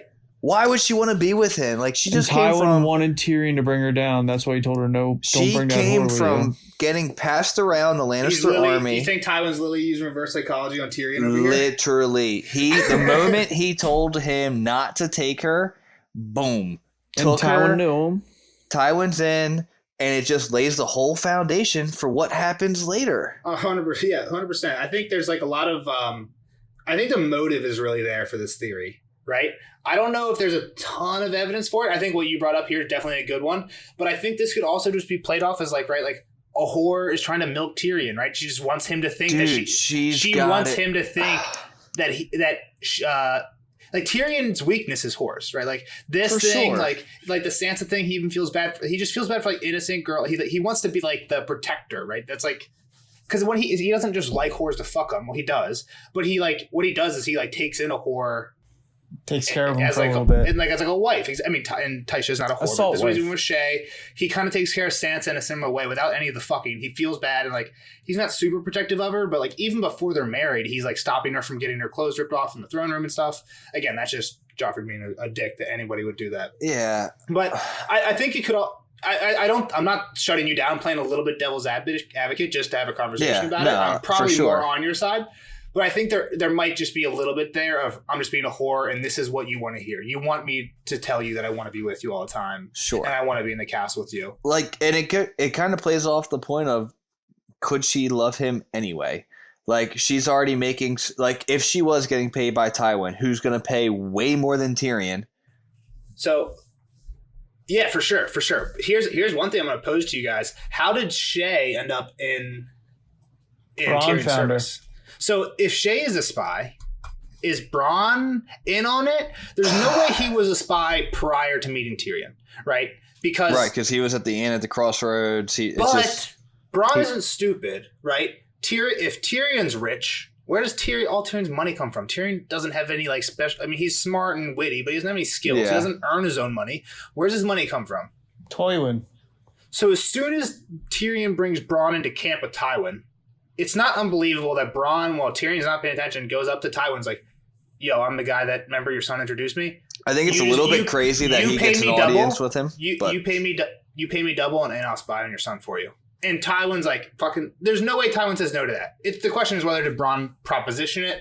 But the thing is, I think if you think Shay's a spy, you have to think that Bronn's in on it. Or Bronn, right? No. Is it possible he's not? Because he tells her he just gets her from another lord. I think it's possible he's not. But I also think it's possible he is. Like, it completely makes sense. Yeah. And the next trial of combat that he faces, he turns him down. I don't remember how that conversation goes in the book. But it's like, in the show, again, that's the thing. Bronn in the show, I don't even know if Bronn he probably gets asked in the book. He does. In the book, but he's like wearing like high lord clothes. Like, you can see like his change. He changed. He's not a sellsword anymore. So let's talk about this. In the books, when this conversation happens with Janos, Jason Bywater is not a character in the books. Yeah. Right? Who comes in? Bronn takes him. Bronn is the commander of the Gold Cloaks. Yep. Exactly. So they're combining characters there. Everyone likes Bronn, but Bronn does not have the same role in the books going forward. At a certain point, he marries Lady Tanda. I think halfway through this book or the third book, and he's just gone. Like, he's completely out of the story. We hear that he has a baby, and they name it Tyrion. It pisses Cersei off, but like that's it. Like after I think it's either midway through this book or midway through book 3. All we hear about from Bronn the rest of the time is he had a baby with Lady Tanda. Or Lolly's Stokeworth, who's that's it. Yeah, it's Lolly's. the Lackwit daughter who got raped in a couple Tyrion chapters when Marcella gets shipped out the door, and there's the huge riot. She gets raped like 100 times, and then Bronn marries her. Yeah, I mean the really cool thing about Bronn in the show is that so hold on in the book I'm forgetting he does more than that. He like challenges. He does something where he like challenges Lady Stokeworth's like Lolly's father to single combat or something, and then kills him, and then takes over Castle Stokeworth. Like, and then Cersei, like, this Lady Stokeworth comes back, and she's like, "Bronn murdered my husband," and they're like, I forget what Cersei. I think she just doesn't want to deal with it, and she's like, "It was a valid trial by combat or whatever." Like, fuck you, get out of my face. Yeah. But like Bronn is like he's doing a little bit more than just having bastards. He is being a little pain in the ass for Cersei, but it's not nearly what he is in the show. So I'm sure every show fan knows this. I just want to bring it up just to talk about. Like, he was going to get written off, Bronn, in the show too, but people loved the actor, the character that he became, and the coolest part about it was that he used to date or was married to fucking Cersei, and they refused to be in scenes together. Like, that's so wild. Like after like season 4, they're never. Was that all before Game of Thrones? I thought it was like halfway through the I don't know if they're in a season in a scene at all. Really? At all? Okay, I thought it was like halfway through. I truly would have to think if they ever were in a scene together. I'm sure they were. Like, but they're getting paid millions. So you had a certain Well, no, point. Well, Like, think you're not about. being that Well, much all of a right. Well, let's dickweed. just think about season 7 when they do. That's what I'm saying. Towards the end, for sure, Yeah, because there's yeah, even yeah. the part where like Qyburn comes in and tells fucking Bronn to go kill Jaime, and this is in season 8, I think, where he's like brings the crossbow and is like, Yeah. Like, that 100% would have been Cersei. It would have been a way better scene if it was Cersei and Bronn instead of Qyburn and Bronn. But that was because they they weren't working dated with in each the other. early 2000s. That show. Yeah, 20 Um, years. No, that show's been coming out. Probably started coming out in like 2010. So yeah, I think the Shay thing is really Very good. plausible. I didn't have that too, and I have a lot for this chapter, so that's a good one, Jeff. We'll Thank definitely. you. I mean, definitely. Oh, We'll definitely be keeping an eye out for that for the rest, right? For All the right. rest of the- Let me throw. I only have one other one, and it's more of a Okay. question. Go ahead. Did Varys have other plans for Ned of why he wanted him up at the wall? Why does Varys care about Ned? I think he just wanted to prolong the war, and sending Ned up there would like Exactly. give the Lannisters and Baratheons, whatever you want Do to you- call them, power. Do you think? So part of what I want to talk, I want to hold off on this one a little bit because part of the big thing that I want to talk about here is just like Varys and what he's up to in general, because we get a lot of him in this chapter, right? And I want to talk about a little bit of his backstory if you guys remember that. So let's go over some of the shorter, quick ones. All Oh, right. you got any? Shadows Obviously- can kill. Okay, yeah, shadows can kill. Shadow baby. I didn't even put that together till you just. Yeah, that's it. I mean, we have how many shadow babies do we have in this book? One. Trivia time. Nope, we have 2. Who Two. did they kill? I mean, if you don't know how many we have, I assume. Well, I you mean, don't know. all the shadows Besides from the tent. So here's Daenerys' something. baby. Here's a fuck That's up. a good one. Here's a fuck up from the show that I just thought about when I was thinking about this chapter in the shadows. Who does the shadow baby? kill? There's Shadow only one baby's a shadow grown-ass baby. man. And there's only one shadow baby in the Sure. show. And who does it kill? Renly. Renly Where's Renly when it kills him? in his tent, In the middle of a field. taking off his armor. In the middle of a field. Putting on his armor in the middle of a field. Okay, I thought he was Right? taking it off. It was. But he's in the nighttime, middle of a but- field. Okay. How does the shadow baby get born? Davos is smuggled him rowing in. 2, with I don't know. Melisandre. I thought it was a And they fucking go little through- island thing. into Storm's End. Okay. Shadow traveled fast. So in the books, Melisandre has to get So in the books, there's a shadow baby that Melisandre has that kills Renly. We don't hear anything about the shadow baby at all prior to Renly's death. The first we hear about the shadow baby is the cat chapter where Renly dies. Right? Okay. A few chapters later, it's the next Davos chapter. Stannis meets outside the walls of Storm's End with Sir Courtney Penrose, who is the Castellan of Storm's End. He refuses to give up Edric Storm, the bastard. Stannis is saying, I'll let everyone inside the castle go if you yield it to me and give me the bastard boy. Whose bastard is that? Roberts. Roberts, Gendry plays both of those characters in the show. Gendry never comes and meets Stannis at all, right? Gotcha, That's all Edric gotcha. Storm. So Gendry plays both roles. Right. So he has Edric Storm. Courtney Penrose says, "You're not fucking getting him. Like fuck you." He's like, and he challenges Stannis to single combat. Stannis says, "Fucking no." There's other stuff that happens in that chapter. It's a cool chapter. We'll read it in a little bit here. But basically, what happens the next Davos chapter? Davos has to row Melisandre into Storm's End. And Melisandre says, you have to row me into Storm's End because there's magic built into these walls. So my magic can't penetrate them. So I need to be under the walls. So they row in, they get to a portcullis where they can't go any further. And Melisandre says, are we just inside the walls? As long as we're inside the walls, it's good. And Davos is like, yeah, we're inside the walls. She has the shadow baby. It goes and kills Sir Courtney Penrose. That's what happens later. I feel like I shouldn't tell you some of this stuff to you guys because you would be really surprised by it. Wait, so she So has 2 babies? a second shadow baby, yeah, exactly. The first shadow baby, we have no idea where it comes from. The second shadow baby is the one that we see being born, and then we hear what happens, right? We hear Renly, like Varys literally A tells shadow Tyrion, comes and kills him. Varys tells Tyrion, like, we're fucked. Like, we thought Stannis was going to have to siege Storm's End for half a year. He's coming now. Somehow Courtney Penrose just got thrown off a thing. And that chapter is where Varys tells his backstory. When Varys tells about the shadow, he's like, do you believe in the magics, my lord? And Tyrion's like, nah, fuck that. And Varys is like, I fucking do. And then he tells his fucking story, right? And we find out he was like an actor, right? He was a mummer boy. So yeah, I'll just give a little refresh on the shadow babies. Let's go back real quick to what I was saying. What's wrong with the show? Davos rows Melisandre into Storm's End, where apparently magic can't penetrate the walls. She gives birth to her shadow baby, and then Renly dies in a field away from Storm's End. Yeah, I mean, Like, why the fuck did Davos row Lysander in there in the show? Yeah, but they don't bring up. Yeah, I don't know. I don't even feel like they say like, "Hey, you're rowing to Storm's End." Like they might be there for sure. Maybe I'm missing. Maybe it is the same in the show where Renly dies first, and then later Davos rows and gives birth to a shadow baby. I don't think so. I think the shadow baby's the end of an episode. That shadow baby is born and kills Renly. Yep. Maybe they don't say it's like in. I don't think they say they're at Storm's End. But in the books, Davos definitely had nothing to do with the first shadow baby because he was like really surprised at the second one. Right. Like, you know what also kind of doesn't make sense to me? When Stannis and Renly have this meeting. The peach. Like, it's not like Dragonstone and Storm's End are close. No, he sails there. There's like a couple chapters where Tyrion hears that Stannis is taking sail, and then like the next chapter, they're like him and Cersei. It's like literally the first chapter, him and Cersei like laugh and have like a good conversation because. Why wouldn't they just kill him there? Why not just attack him? I mean, I guess he hasn't done anything wrong. What do you mean? Like the Lannister Navy. They don't have. They have nothing. They gotta have something. They got ships in the dock. But okay, not enough to attack Stannis I think is the point. Stannis left some people behind, and he also brought some backup. You're saying go to Dragonstone when Stannis goes to there, or just like meet him out in open sea too. Stannis has the best fleet. Well, Stannis definitely has the biggest fleet, yeah, for sure, because he's been buying cell sails. He has a lot of ships. Okay. He's like the American Air Force. The Navy has the second biggest Air Force. But attacking Dragonstone when he goes to Storm's End isn't a bad idea. Yeah, but let's get back. We've been talking a lot. Let's get back to the chapters because I know we have a few more things to cover. All right, let's just go over my easy one real quick. Okay. Sweet, Chloe, cover your sweets. There's a fuck ton of sweets here. Sweetly done connivingly. Sweet as summer. I don't know what he's talking about with the wine there. I guess that's just the wine is what fucked up Janos, right? The wine is what Lily would have led. The thing is, though, I hear all these like theories like.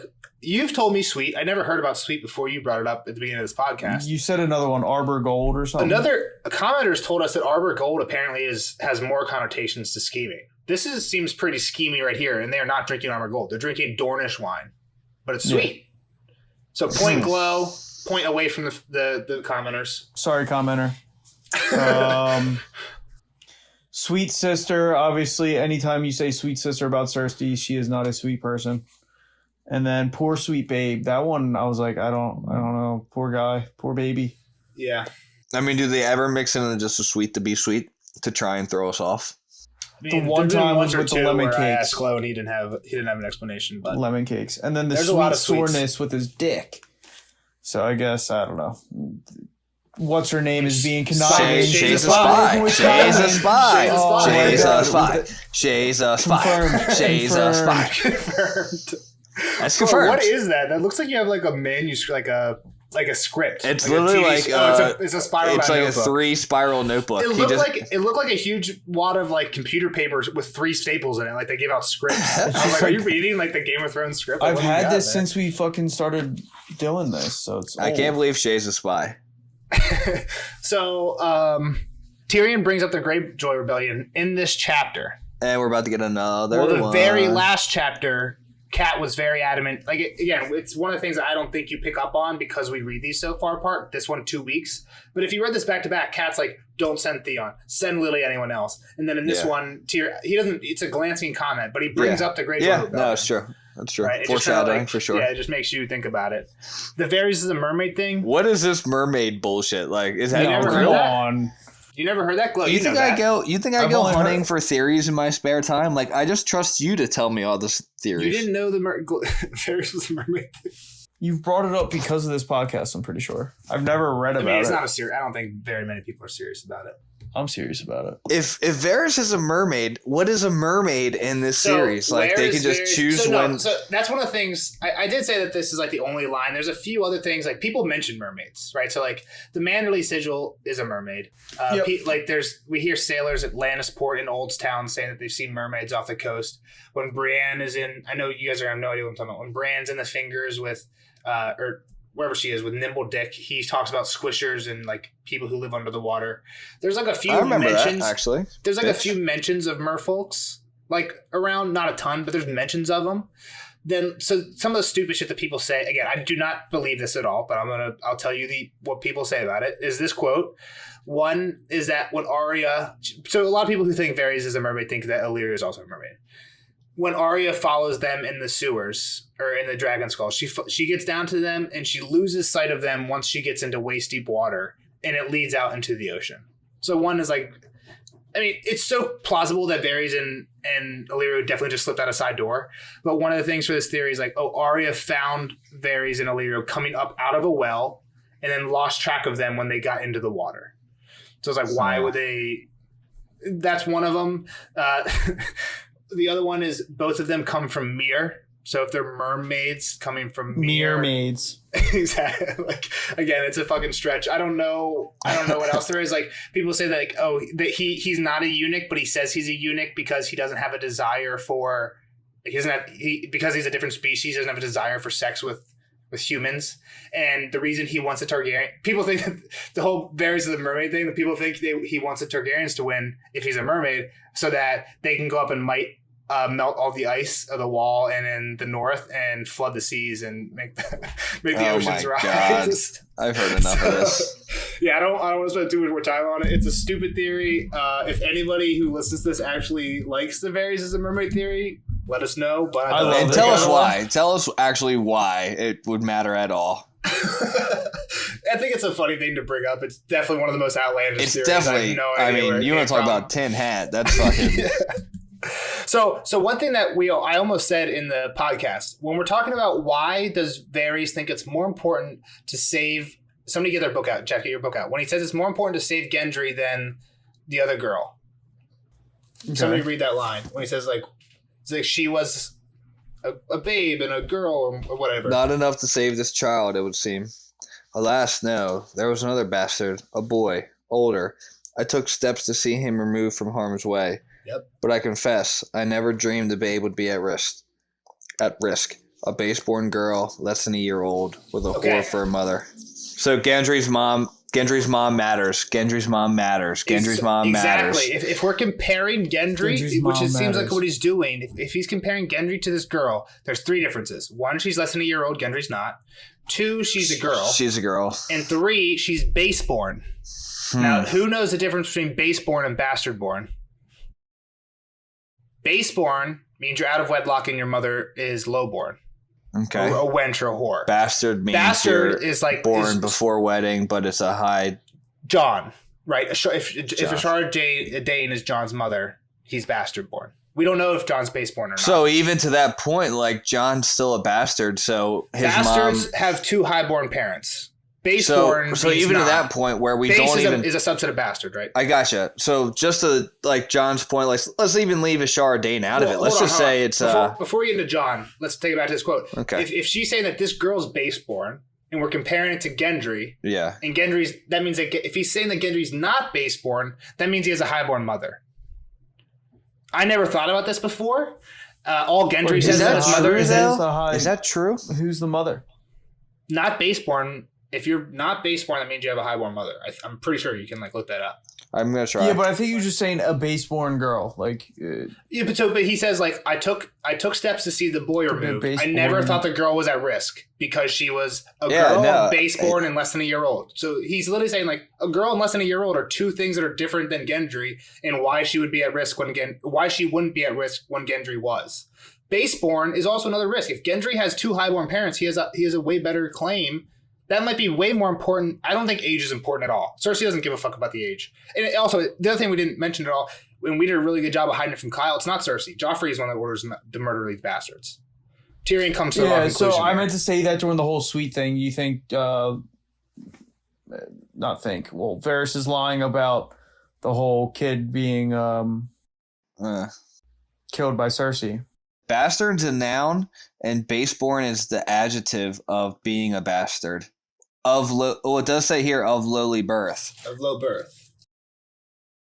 So bastard is probably, this whole situation is probably like a square and a rectangle.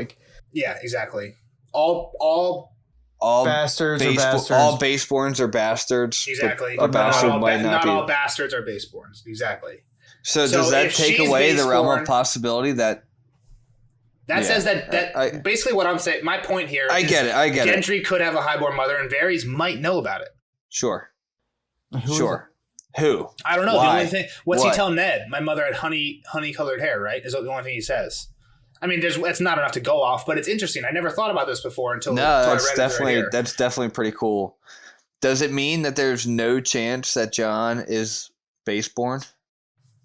I mean, no, I don't think so. I don't think so. I think, again, like we said, bastard encapsulates all of them. You say bastard if you don't know.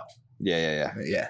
Man, that's crazy. That's a hot take that I really like. that one. I really like that. I hope it. I don't even think it plays out. I don't know how he would at this point. Like, who would even know? I mean, Varys, right? Well, Varys does that lead to the point of like? I mean, I don't know. It'd be crazy, right? I don't even know if it fits with Arya's. But like Arya and Gendry, let's say like Arya doesn't like go off and sail to nowhere. That would make him more plausible a candidate, right? You would not marry a baseborn, but again, you wouldn't normally marry a bastard anyway. But bastard's more plausible. And he becomes in the show. I'm just bringing up the show. Like he becomes the heir to Storm's End.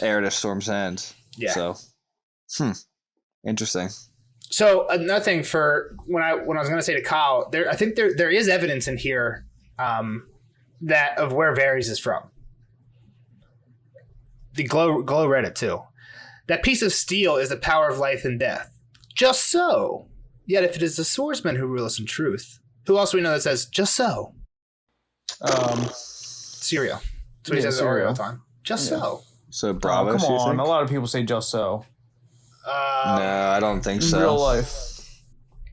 Let's look up A Song of Ice and Fire. No, this is just a website. Look up A Search of Ice and Fire. You can pick your books and type in any phrase you want. I thought you created this. No, I created a different thing. I created an algorithm that connects words, or that would you give it a word and it finds all the other words that are closest to it using like machine learning. The Tyroshi figurehead Greenbeard said "just so" to Catelyn and Catelyn 4 Game of Thrones. Arya. Someone says, why should I die just so he can be a lord? But that's not the same. Tyrion, just so is the one we just got. So literally no one has said just so as in like yes, except for somebody from the Free Cities. One from Tyros and then all of Bravos. So again, no way fucking Kyle picks up on that. But fucking George is a god. You're a god. Yeah, I mean it's Free Cities Bravos. Man, it's deep. So pretty deep. I don't know. But he becomes an actor too, right? Which plays off of like who he is here. He was a mummer, right? So who knows? Let's talk about this. Who knows Varys' backstory? You two talk it out. I know he was a mummer's boy, and he gets fucking cut. By a wizard or something. And Illyrio is a part of it, and Illyrio fights people. Okay, so if somebody don't they become like a tandem? Yep. So there's like, I'm gonna go into a couple theories here. So we're going down a little bit of a Aegon train is what the big line I want to go down. That's what I was hoping for with the Ned stuff. Was like, did he have plans for Ned to be like Fagon's hand then, or something like that? So one thing I think the Fagon thing really goes with the power resides where it needs to reside. So I think I've told you this before. Do you guys know my stance on the Fagon thing? You hope he's really Aegon. Yeah, I've recently changed that stance, thinking more about it. Varys is so he always says he's for the realm, and I always kind of bought that, right? And what's what's the main Fagon theory? What's motivation if the Fagon theory is true? What's Varys' and Illyrio's motivation? Blackfires. Exactly, Blackfires. And I always thought that Varys was more truthful, and he's like, I just want peace for the realm with whoever's the best king. But he provokes Aerys against Rhaegar. If he wanted peace, supporting Rhaegar before Robert's Rebellion and everything, Aerys and Rhaegar had shit going on before the tourney at Harrenhal, and Varys is said to be part of the reason of that. Why wouldn't he just like help Rhaegar if he wanted like a good king? Or there's so many times where he had opportunity to like just let Kevin Lannister rule at the end of like Dance with Dragons. Like things are going pretty well. Most places like have settled down. Stannis is gone. Like Stannis is up north. Renly's done. Like around King's Landing, things are pretty cool and like going smoothly. But then he kills Kevin Lannister. Like he says he wants peace, but he obviously doesn't. Which is why I think the Fagon thing's true, because he has to have ulterior motives that point to the Blackfire thing, right? So if you think of the Blackfire thing, why try and pass him off as a Targaryen? And then we go back to the riddle, because power resides where people believe it resides. if you say he's a Targaryen, people are going to flock to him way more than if you say he's some long-lost foreign rebel who failed, right? No matter how much strength you have when you come in, people will just believe you and take your side more so if you're, like, if they think that you're the one that's rightful, right? Yeah, for sure. Which I think partially with this lie kind of ties into the power resides where men believe it resides. So he's truly Aegon Blackfire, not Aegon Targaryen. So again, we hear that the Blackfire line died out. The Blackfire male line died out, and the fact that they say it that way makes you believe that the female line maybe didn't die out. And then we hear that Illyrio had this wife who he really loved, and she died of grayscale, and he even keeps her hand her petrified hand in a drawer in his room. And then he, like, when he can't meet when he's taking Tyrion to meet Aegon, and then Duncan Holden half makes her meet Tyrion and Illyrio halfway to take Tyrion the rest of the way. Illyrio is really upset that he's not going to get to see young Griff. Like, he really wanted to see him. He gives him like a huge box of treasures. So people think that Illyrio married Sarah, Illyrio did marry Sarah. People think Sarah is a female Blackfire, like one of the last of the Blackfires from the female line. Because they all got sent east too, right? All the Blackfires. Exactly. So basically, the Blackfires got sent east. The Golden Company swore to win the Blackfire throne back, and since that's one of the other evidences of Aegon. Why is the Golden Company helping this guy who's claiming to be a Targaryen, unless they know that he's not a Targaryen? He's actually a Blackfire. Interesting.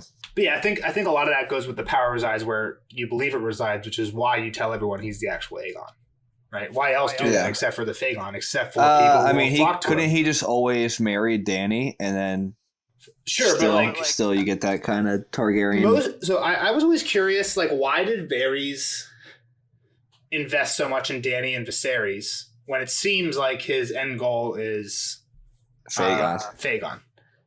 Yeah, I don't know. We've talked about this before. I never really thought of it. I never really had a good answer.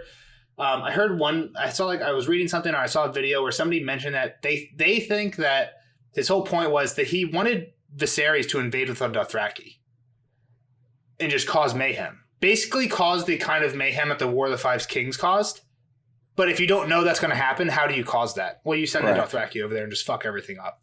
And then you have Aegon, and then you have Aegon come in and kill the Dothraki, kill this super cruel, like, they knew Viserys was fucked up, and they were going to send him over there knowing that no one would he's a Targaryen, but nobody would like him because he's super cruel. And then when you send Aegon, he's the knight in shining armor to save the realm from the Dothraki, that kind of thing. People think that might be where Varys was going. I'm not sure, but I think that's one of the things. That's a pretty solid. I mean, it makes sense. It definitely makes does. the most sense. I don't see where Dan. I mean, again, it's Varys's. It's mostly Varys. It's not like this was George. Yeah, Dany was nobody just a part nobody cared. Illyrio, Varys. I don't think they're thinking about Dany. She's just a fucking bargaining chip to get the Dothraki, right? Huh. That's a good one. All right, next one. So Is Varys a Targaryen or a Blackfire? Is Varys himself? What color eyes? When we first get a description of Varys, it's from Cat and Cat 4. Varys, he was plump, perfumed, powdered, and hairless as an egg. Hairless as an egg is kind of a weird... why egg? Why not just say he's bald? Egghead. Or do we know any characters named Egg who are hairless to hide their Targaryenness? Aegon? Egg from Duncan Egg, right? Like, yeah, but Blackfires also have Targaryenness. Exactly. So exactly. I'm not saying I'm not asking is he one or the other. I'm saying is he either one? Yeah, yes no. I mean that's a good does one. He have Valyrian heritage? Right? Is what I'm. I'm saying. We haven't any knowledge of what eye color is. So here's another one. When he got cut, what happened? Like, why did somebody cut him? Why did he get made a eunuch? Because he was magic blood. What happened when they made it? They cut his dick off. They threw it in a fire, and he heard a voice. Do we know of anybody in this thing who throws, like, king's blood? He's got king's blood. King's blood into fire. Just random people, little boys' blood doesn't fucking matter. Dicks don't matter. King's blood is what matters, right? So, wow. If that's another thing, like, why is Varys? So why doesn't Varys just want to be king? Why is he doing all this stuff? Well, I think part of it might be if he doesn't have a dick. It's part of the Dany problem, right? Once you become queen. You need to find a king. You work so hard. Who's your heir? Yeah, exactly.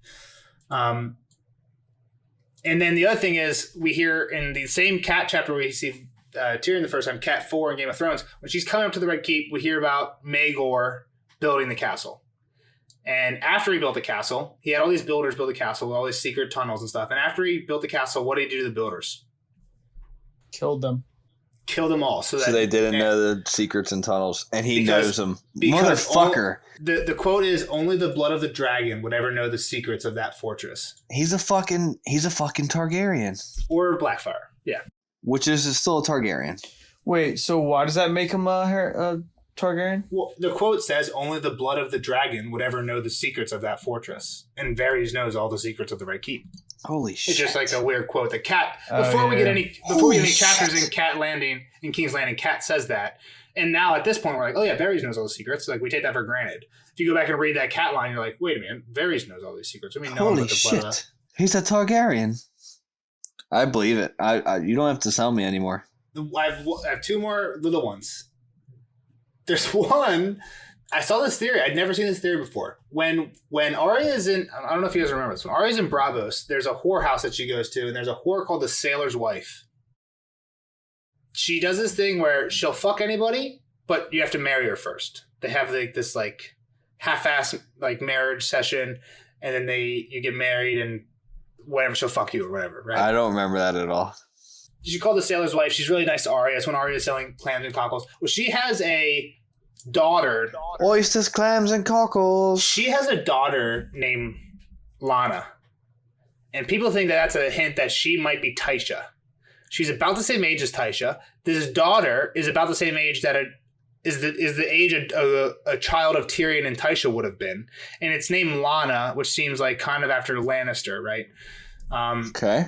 So let me see. But why sailor? Like, why would she be the sailor's wife? Yeah, so people don't know that. So there's two theories. That either it's Tysha and this Lana is Tyrion's. The other theory is that she is Jraijin Lannister, who's Tyrion's uncle. Okay. Because he was a sailor. And because we hear that the child has Lannister features, like blonde hair, stuff like that, right? Yeah. Is part of the reason people put these two together. I'd never heard that theory until I was doing some research on this chapter. Just because they bring up Tysha? Yeah, there's like a lot of Tysha connections. Tyrion talks about having it, like there's mentions in the chapter of Tyrion like thinking about having a child. He says like, how many whores have I given my seed to over, like literally given my seed to, as in like I could have impregnated you. And then he says like, when he's talking to Varys, he's like, you'll never sire us like any children, but I might. And again, that's why maybe he already has. Yeah, exactly. One last thing is, this is just I think a reference to history. I was looking this up too. The Balon Swan thing, when Lord Giles Rosby says a toast to the king, and Balon Swan says you're gonna need 2 more wine glasses or whatever. That joke, I was like, what? That seems like it means something more than just a joke, and Tyrion was missing it, right? It seems like a bad move by Tyrion to not do anything about that. Doesn't Balon Swan become part of the Kingsguard? He does. And I don't think there's anything like super ill will here, but just like that line, when I read that, I was like, what the fuck does that mean? So I was looking up like, what does this line mean? Is there anything to it? And the only thing I saw on some fandoms was it says, this was on the Form of Ice and Fire, and a user basically asked the same thing I said, like, what does this mean? And somebody said, it just says that there are 3 kings of the realm, and it also is a historical like nod to the Jacobite toast, which I didn't know what that was. So I looked up the Jacobite toast, and I guess in England, at a certain point, there was like this weird like dispute of who gets kingdom. There was like a king who had a wife. They had 2 daughters. Then the wife died. Then he had another wife, and they had a son. And it was like basically, does son the kingdom go daughters. to the daughters of the first wife or the son of the second wife? I think that's like basically where it starts. And then basically the group who support the daughters won, and that's how the succession went. But people who support the son line, and I guess apparently some people think that if Scotland ever gets a king, they'll choose, like they're still following who the king would be if this line was a thing. And Scotland might choose this person as a king if they ever get a king, the Jacobite king. But I guess when this happened, there was like a huge, like in England, there was like a huge like rivalry. And there was like a bunch of people who wanted the Jacobite king to be a thing, but there was like super outnumbered, and you couldn't speak openly of it or you'd get killed or whatever. So they would do like secret toasts where like normally you would say like good life or something like that. Let me, one such secret symbol was Jacobite drinking toast. The traditional Gaelic toast is Slanthe Bear, great health. But the secret Jacobite toast is Slanthe Mohor, big health. This is kind of a joke based on the story of how Charles Edward Stuart, Bonnie Princess Charles, the son of James VIII, escaped British forces after Culloden. Charlie dressed as a woman and was rowed over to the island of Skye by a woman called Flora MacDonald. Mor means big, but is also a form of Morag, a woman's name. When toasting Slanthy Mora, therefore, the Jacobites were secretly making a toast to Bonnie Princess Charlie. So, like, basically they had this toast that was really similar to the normal common toast, but it was actually just like they're toasting a different king. People think it might be a reference to that, and I definitely agree because George is a huge history buff, and I just love... I don't know shit about history, but it's crazy to hear that, like when I love Game of Thrones so much because I think it's so over the top and crazy, and then it's crazy when you look it up and you're like, oh, a lot of this stuff just comes from like actual history. Like, this shit happened. History. Yeah. This person dressed up as a woman and got to escape from a castle by getting rowed. Like, I have no idea what any of this shit means. I have no idea like how old this shit is, but that's fucking crazy. You dress up as a woman and escape via rowboat. Like, what the fuck? That's out of a movie, bro. That's sick. But yeah, that's the last thing I had. I think this is a fucking dope ass chapter. Obviously, I think this might be the best chapter so far. Good pod, that's great it. chapter. See us on the Shay's next a spy. episode for RE2. Varys is a Sorry for the audio Targaryen. issues this episode. We'll figure it out next time. The night is dark and full of sweetness. And it's already a 3. And see you guys.